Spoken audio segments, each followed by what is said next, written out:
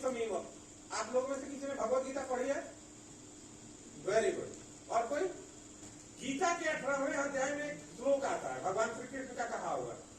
उस श्लोक का एक छोटा सा हिस्सा है, यतदग्रे विषमीवम परिणामे अमृतोपमम, यतदग्रे विषमीव परिणामे अमृतोपमम तत्सुखम सात्विकम प्रोक्तम। मतलब क्या?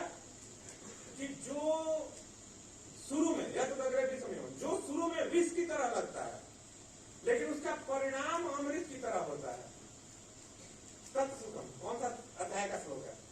आप पढ़ी हुई है? 18वें अध्याय 37वां श्लोक।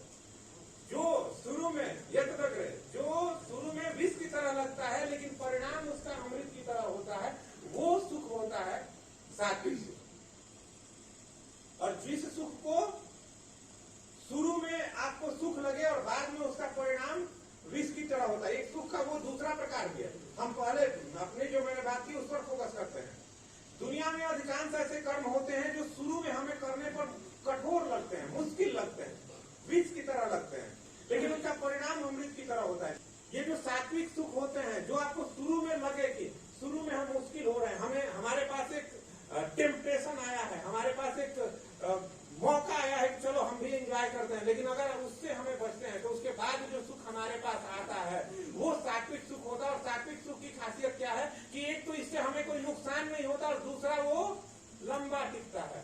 समझ में आ रही है बात? अगर अभी आपने कुछ त्याग किए तो उसका लाभ आपको जीवन भर मिलेगा, और अगर अभी आप क्षणिक सुखों के लोभ में फंस गए और बिगड़ गए, रास्ते से भटक गए, तो उसका नुकसान आपको बाद में झेलना पड़ेगा। चुनना क्या है? आपको चुनना है। जब भी भटके याद रखिए, यतदग्रे विषमीव परिणामे अमृतोपमम तत्सुखम सात्विकम प्रोक्तम। समझ आ रही है चीजें?